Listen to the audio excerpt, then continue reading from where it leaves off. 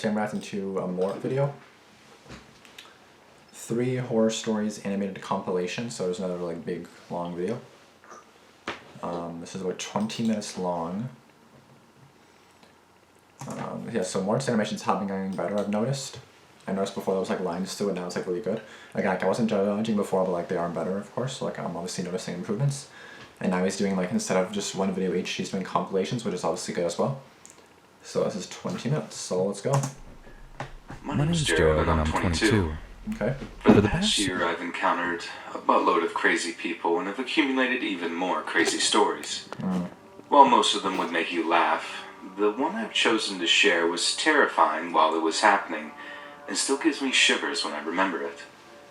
A little more than a year ago, I applied for and got a job at my favorite convenience store across the street from my house. Okay. I'd moved there my sophomore year in college and decided to stay after I left school. This little store has served as a savior to me. Living as young men often do, I had very little money, but I was always confident I could find something to fill my belly regardless of how much was in my pocket at the time. So, when the time came, I was no longer able to rely on my parents for money. The corner store was the first place I went for a job. I was in luck. Only the day before, one of the employees was fired for stealing from the register. I took his place, and I've been here ever since. Like any other corner store, we sell alcohol. Beer, wine, liquor, the whole boat. Naturally, this makes us a beacon for the local drunks. These folks have served as countless hours of entertainment. While most are harmless people, on one specific occasion, a horribly violent outburst occurred. It was a quiet Saturday night, about an hour before close. Most of the regulars had made their appearances, a few more than once. The 2 involved in this incident had been in around 7 p.m. and had just returned. They were, or at least appeared to be, a couple. I'd seen them around the neighborhood since I moved in. The owner of the store said they'd been customers since he bought the store, and that was 13 years ago. Wow. Although they were not very talkative when they came in, I never had any reason to believe either could be violent. However, that night something had changed. Upon arriving the second time, they went straight to the cooler containing the quart and 40-ounce size beers. Nothing out of the ordinary, as I said, but tonight an argument between the 2 started soon after their arrival. Initially, I couldn't hear what it was about, but soon I could hear everything they said across the store. I minded my own business for a while, but once the female began screaming curse words at the man, I felt like I had to at least get them to take it outside. I wasn't sure what to say, but I began my walk to the opposite side of the small store. Before I was halfway there, the man started screaming back at the woman. I'm not sure exactly what she had said to him, but it had obviously infuriated him. Mere moments before, he had taken a quart bottle of Busch or some other cheap beer from the cooler. All of a sudden, he began striking down at the woman's head with it. I'm not sure if he thought it would break or if he intended on hurting her with the nearest thing, but strike after strike he continued. It was a horrifying thing to witness. I blame the entertainment industry for giving people the false impression of how easy it is to break a beer bottle over someone's head. I assure you, it's very hard. Following the 5th or 6th strike, the woman had dropped completely to the floor and stopped moving. The guy stood over her for a moment, but looked up when I assume he heard me running towards him. The second he saw me, he ran out the side door and disappeared into the darkness. The sight of her laying there made me sick to my stomach. The blood dripping from her ears was almost as shocking as the ever-growing pool around her head. It seemed like a bad idea to touch her, so I made the decision to let the paramedics check her for a pulse. Yeah, of course. When they arrived, she was still alive, but they didn't have much hope for her survival. The cops certainly weren't in any hurry to get there, but when they did finally arrive, 45 minutes later, I filled them in on all I had seen. From the way they reacted, I got a strong feeling that they were very familiar with the 2. While on shift, a few days later, my boss called with some news. The female was brain dead, and her family had made the choice to let her pass. The cops had picked the guy up the following night. From the description my boss gave me, he didn't even seem to remember what had happened. The doctors that examined him said that it's likely he truly may not remember what he did because of the many years of alcohol abuse had possibly destroyed his brain. Sounds like he might not get the full punishment due to him under the law. I'm not really sure how I feel about that. Sometimes it seems like people really do get away with murder. They do.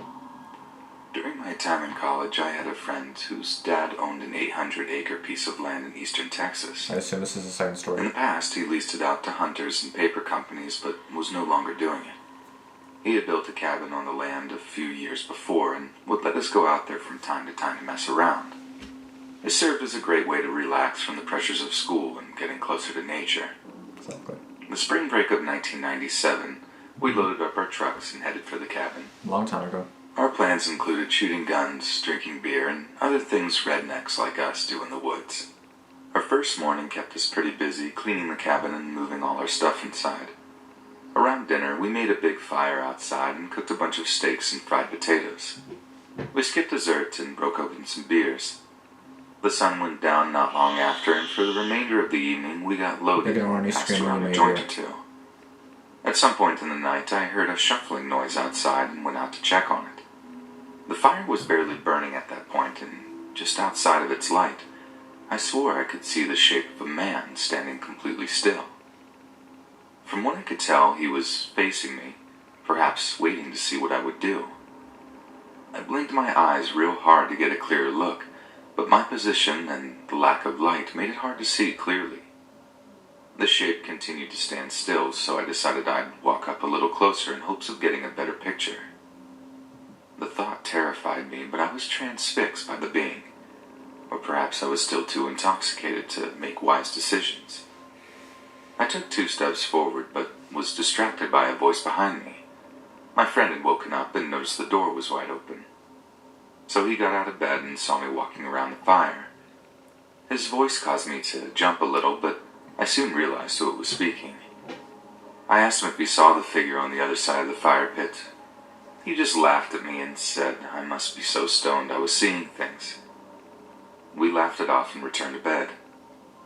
On my way, I turned back to take one more look, but the shape was no longer there. I chuckled to myself and went back to sleep. The next morning, I wrote the whole experience off as the result of too much fun and went on with my day. We spent the first half of it fishing at the big pond. Post-lunch was shooting guns and one guy's compound bow that he had just bought. The beers and smoke were broken out after dinner. A game of poker was attempted but soon canceled in favor of another evening telling lies around the fire. On one of my many trips to relieve myself that night, I was spooked by the sound of a stick breaking close by and noped it back to the fire. The look of fear on my face made the other guys laugh their butts off. I tried to explain what had happened, but was quickly reminded that we weren't the only creatures in the woods. The reasoning seemed sound, so I accepted it. Not long after, we were standing around, involved in some deep discussion, and I turned to speak to the guy on my left. What I saw caused me to clench up so tight I could have snapped a steel rod with my sphincter. Standing within a few steps behind my friend was another man I did not recognize. It was like he appeared out of nowhere. What made it creepier was that he was staring intently at the back of his head, almost like he was trying to bore through it with his eyes. I remained frozen stiff. The longer I looked at him, I realized he was the same being I saw lingering outside the light of the fire the night before. He was average height with a long, unkempt beard. My friend continued rambling about whatever, unaware of his shadow. After several long seconds, the stranger turned to me with a blank expression and walked away. This was when my friend finally noticed my horrified look. When he spoke, the thrall of fear was released, and I began pointing and rambling about what I had just witnessed. He and my other friend laughed at me again. There was no way I was seeing things this time. I described the man, and one of them suggested he was a Bigfoot. Despite my protestations, no one was buying it, and I eventually cut my losses and shut up. However, I wasn't beat. Their mockery had made me even more determined to prove the stranger's existence. Right. The next 2 days were quiet. No stranger, in other words, but I kept my eyes peeled for anything out of the ordinary. By our 5th morning, I was beginning to question my sanity. I'd seen this mysterious being stalking around us twice, and now it had suddenly disappeared. I resolved to put my quest on the back burner until some new evidence arose. My friend's dad had mentioned him, an owner of one of the surrounding properties, had spotted a small group of wild hogs running through his land, so we grabbed our rifles and went on the search for them. A mile or so down one of the property's many roads, we came across some hog wallows and knew we were on the scent. We went up the road, now on foot tracking them. Another mile on, we stumbled upon 3 large hogs rooting up the ground and prepared to make bacon. 2 of us chambered around as quiet as possible on our rifles and took aim. I was less than a second from saying 3 and pulling the trigger when the loud crack of another rifle filled the air, followed closely by a burst of wood and bark above my friend's head. It took a moment for it to register that we were being shot at. A few seconds later, another crack and strike. This time even closer to my friend. We weren't going to wait for a third. The friend who appeared to be the target led us down a side trail that led back to the cabin. No more shots followed as we fled. However, instead of finding safety at the camp, the shots began again. Seeing no other option, we hopped into my truck and hauled it out of there. This was a time just before the commonality of cell phones, so we had to drive the 20 miles to town to get help. After we explained the situation, we returned to the property a few hours later. He's not having it. He's like, I don't care. We approached slowly and remained in the cars when we parked. We waited to see if the shots would start again, but nothing happened. A cursory look around counted 3 holes in the cabin and another 2 in my buddy's windshield. Perhaps the worst was that all of our camping stuff, sleeping bags and such, were spread out all over the ground. Luckily, we'd smoked everything the night before, so the police were none the wiser. Nothing was missing but a box of .30-30 ammo and, strangely, my sleeping bag and wool blanket. A theory began to form in the deputy's mind that we had stumbled upon a squatter or poacher camping out on the property for whatever reason.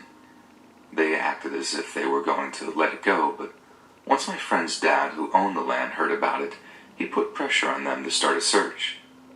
This was about the time I repeated my story of seeing someone lurking around the cabin. Right. No one was laughing now, and my story was finally being taken seriously by somebody. The search was led around the property by my friend's dad. School had already begun again by the time it took place. It continued for a full week, but nothing other than a few old camps were found. We're at school in the dark. It was assumed that he knew the heat would be on him after the shooting incident, and he moved on. During the course of the investigation, several avenues were followed to ID the stranger, like escaped cons, but he remains unidentified to this day. Because of the chance of another attack, our trips to the property ended. The next year we tried to camp out somewhere else, but it wasn't the same and our nature getaways died out. Within 5 years, my friend's dad had a heart attack and lost interest in the cabin. The paper company's lease were renewed and the land's trees have been used to make paper and pulpwood products ever since. Each time I jot down a quick note, I'm reminded of our awesome trips and especially the odd and terrifying week that caused them to stop. I do, once or twice a year, talk to my old college friends on the phone. As far as he's heard, that crazy stranger still hasn't been caught. We sometimes theorize as to his origins and where he may have ended up. I, however, often take this much further when I'm alone. I wonder why our so-called strangers seem to focus so much of his anger onto my friend, and perhaps, far more concerning, is he still out there waiting for his chance to finish what he began all those years ago? Maybe he didn't want them to kill the animals? That's what I was thinking. I don't know why. Like, I'm thinking that's why. I live in a major city in Texas. Okay. My apartment complex is gated and in a good neighborhood, but the security isn't extremely tight. Sometimes the gates are left open and anyone could piggyback off of someone else entering with the access code. Maybe twice in the past 3 years, the management has put out notices of vehicle break-ins and other items being stolen from porches. We also have frequent door-to-door solicitors, even though there are signs forbidding it. So this particular Friday evening, I go to bed at about 2:30 a.m. No curtains? For some odd reason, I was having trouble getting to sleep, so I put on a podcast to listen to and There's 3 windows all around you and they're all freaking... I become aware of a noise that sounds like a clicking sound, but it sounds like one of my upstairs neighbors making some noise. I kinda zoned this out, as I'm used to my neighbors staying up late on weekends. After about 30 seconds, I realize the noise is extremely repetitive and getting louder. I then start focusing on it more intently, trying to isolate what it could be and where it was coming from. Suddenly it hits me. It's coming from the entrance to my apartment. I leap out of bed and head to the foyer. I identify the noise right away. The lock mechanism is moving back and forth rapidly, like someone is trying to unlock the front door. I can hear that an object is inserted into the lock and the person is jimmying it back and forth with a lot of force. I instinctively turn around, head to my bedside safe, unlock it with a combination, and pull out my .357 SIG pistol, load a 14-round magazine, and chamber a hollow point round. I head back to the door, and as I exit the bedroom, I see the lock twist and unlatch. I immediately pointed my weapon straight ahead, knowing that if someone comes through, I will have to make a split-second reaction. I decide that if someone comes through my door, I will give them a momentary chance to retreat, but if they do anything other than that, or enter aggressively, I'm going to shoot and ask questions later. They don't enter. However, because I had also locked the deadbolt inside only, when I first moved in a year prior, I remember thinking that the deadbolt was a great security feature, and I got in the habit of always keeping it locked when I'm home. In hindsight, this decision saved me from a life-or-death confrontation. Upon realizing that, I approached the door and looked through the keyhole. On the other side are 3 Asians, 2 men and 1 woman. All 3 are wearing hoodies, so it's difficult to make out their faces. That's 3 people, wow. The men have objects in their hands, but I can't make out exactly what.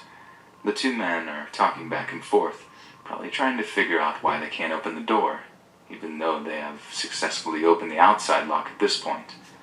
The woman is also talking loudly behind the 2 men, such that anyone in the hallway would be able to hear her voice. She's talking in another language.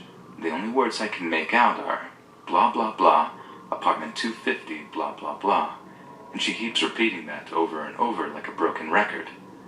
Upon hearing that, I start to wonder for a moment if maybe they're just drunk and have the wrong apartment number. But that's impossible. To open my lock, they would have to have a copy of my exact key or some kind of lock-picking device. I've never copied my key or even given it to anyone. And here's the other thing. Not only is 250 not my apartment number, but, as I figured out later, that apartment number doesn't exist anywhere in the complex. Standing back from the door, I take a long broom handle and jab it hard in the face of the door, letting them know that I'm on the other side. They immediately stop fiddling with the lock and take off running. I debate whether to call 911 and decide against it until they return. I know they'll be long gone by the time anyone gets there. It would be too risky to follow them to try and get a better description or license plate. You should have called first. And I don't have enough identifying info as it is to make an arrest. I filed a police report the next day and let the apartment management know.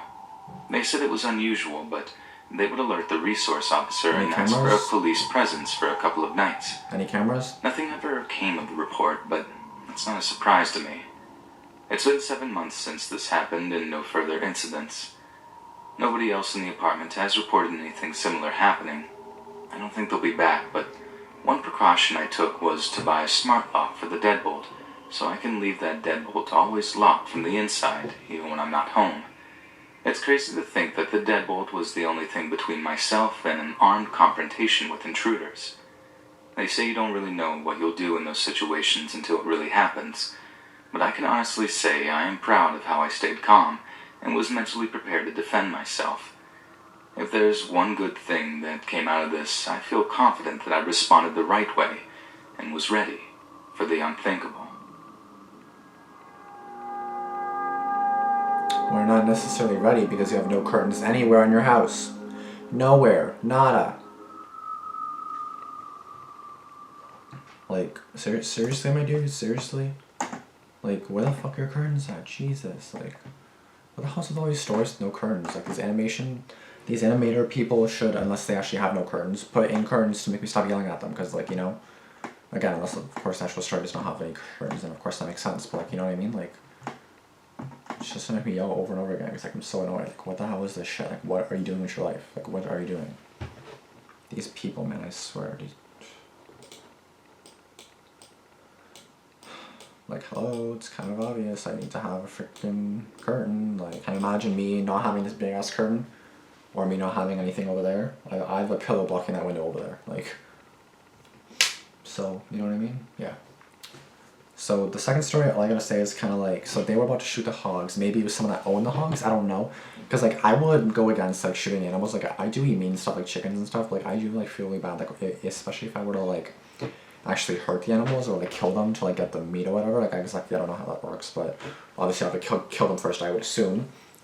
No shit. So, like, you know, I would not want to do that job. Like, that just makes me sad. Because, again, like, even though I like meat, it's kind of like, well, like, why is it so good? It's so bad, you know? Like, it's so good, but it's so bad. Like, if that makes sense, you know? It just makes me kind of sad how, like, people do that and stuff, but I mean, ugh, I don't know. But that's kind of what I think for the second story. I don't know if that's, like, really a good theory or really anything smart or anything. And maybe I'm totally off. I don't know. But you know, my stomach, like, really growling because I'm hungry even though I ate, like, 2 hours ago. I notice I get really hungry, like, pretty easily, but I just don't really eat much. That's probably why I'm always hungry. But I don't know, it's like I always feel, like, really full. Okay, this has nothing to do with the story. That's going to be it for this video. Thank you guys for watching. Be sure to have any more suggestions in the comments below. Like, if you have any other suggestions. Be sure to subscribe if you are new. Be sure to like this video. And be sure to turn on post notifications as well. And that's going to be it for this video. So all I gotta say, do is stay safe. And again, I don't even know what a deadbolt is. Like, what is a deadbolt lock? Like a deadbolt? Because like, I don't probably heard of that before, but like a deadbolt lock. So that's what saved his life, right? So how does that work?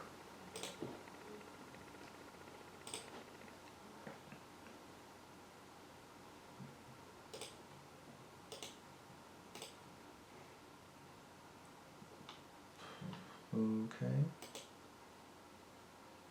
I mean, so it's kind of like another lock on the inside, kind of like, I don't know. It's not like a lock like we actually just like switch it, but it's kind of like a little lock on the inside too, just to kind of like prevent it from opening, I guess. I don't know. Like, wait, a deadbolt lock? Isn't that kind of like a chain? No. No, is that a chain? I don't know. That's gonna be it for this video though. That was me trying to figure out what a deadbolt lock is. If you want to explain to me in the comments below, then feel free, but yeah. And I gotta see you guys later. Thanks for watching. Peace out.